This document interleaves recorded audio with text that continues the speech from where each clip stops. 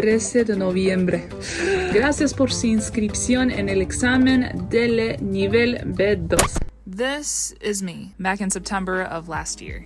I'd been learning Spanish for about 10 months at that point, and I signed up to take the B2 level of the DELE exam. So the purpose of me shooting today is to kickstart my studies for the DELE exam. I think I have a pretty decent pronunciation with Spanish, but literally in every other aspect, I think I'm still at like a B1, maybe A2. But the reason why I'm taking a B2 is because I wanted to challenge myself. I want to sit down and do a couple of pages of the textbook just to see where my level is at, how hard I need to try. I have less than a month and a half till the exam. It's not a lot of time. So I'll do this now and I'll let you know how it goes. 1 hour later.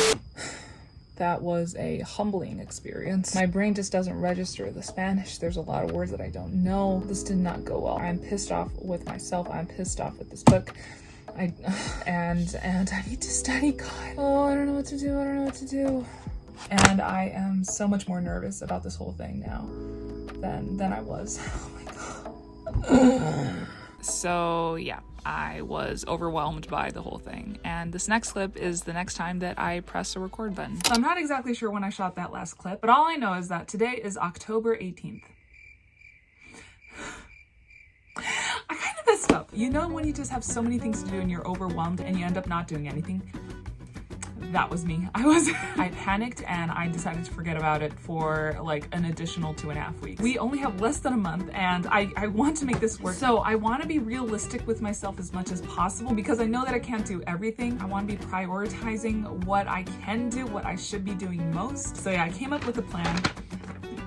So basically what I need to be doing is everything, but my priorities are first and foremost vocabulary, then reading, then writing. I don't know why I got myself into this, but this is going to be a Spanish crash course for a whole month. A lot of you guys comment on my channel saying that you love watching my videos because I am very relatable. My goal for this month is to be as unrelatable as possible. Like I want to be unrelatable to myself. If I fail, I can make a very emotional retrospective video on it, and if I succeed, then it's a motivation story. So I hope that it pays off. So this whole month was so chaotic that I just couldn't really bring myself to record myself, but I remember about maybe 600 to 700 words. I was doing my Spanish lessons every day. I reached out to my Peruvian friend Rodrigo to help me out with my writing, and I was really working hard towards this exam. But then on the second week, my grandfather actually suddenly passed away. So everything in my life came to a halt for a couple of days. And then after that, we went to Osaka to be with the family. So in the context of the Spanish exam, I lost about a week. But yeah, that's what happened. And also, in addition to that, I realized that my oral exam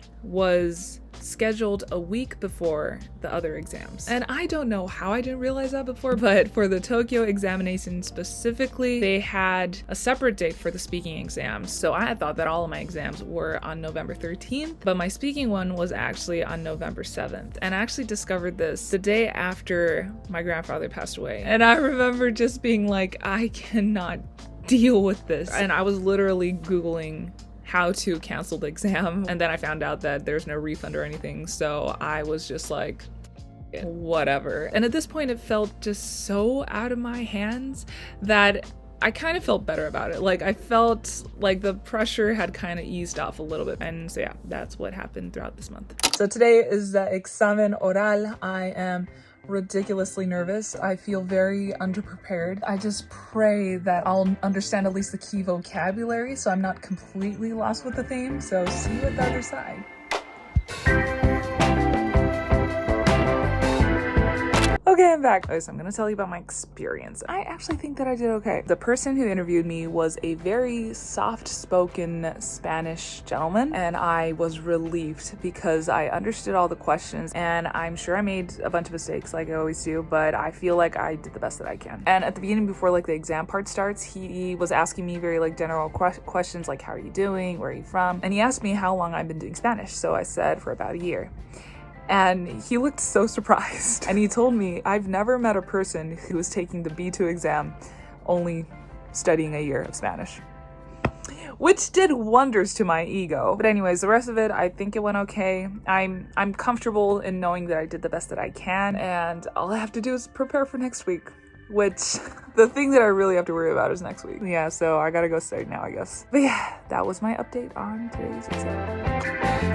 Also, look at what I realized. This is my first ever video on YouTube, published on November 13th, 2020, and my exam is on the 1-year anniversary day. 13 de noviembre. Isn't that crazy?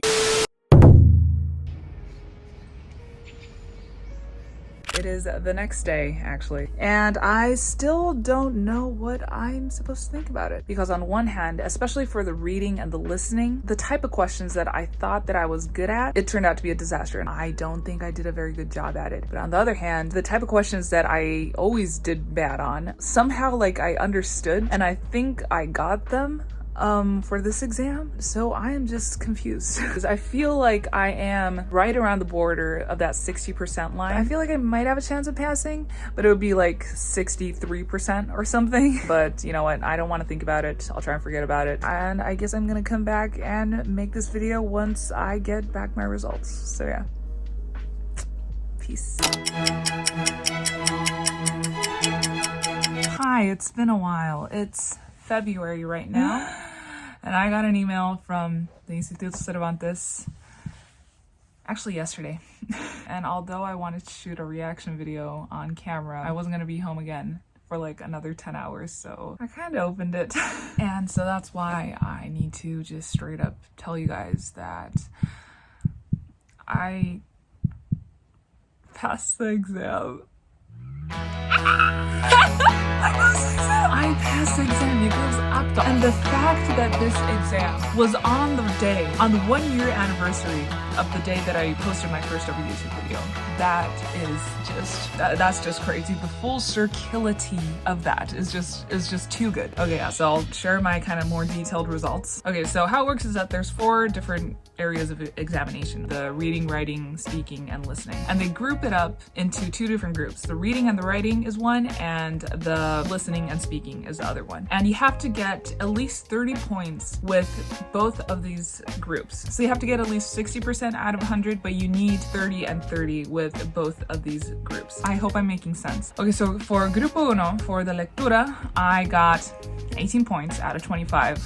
And for the writing, I got 15, which comes up to the grand total of 33 points. So I just barely crossed that line. For the listening, I got 14 out of 25, which makes sense because I was the most nervous about the listening. For these kind of listening exams, it's not only listening, but you also have to be reading at the same time. You have to be reading long sentences while you're hearing another thing. So that I was really bad at. So, you know, I was the most nervous about this one. I'm not surprised that I didn't do super well in it. However, we come to the oral exam, and out of 25 points, I got a freaking perfect score.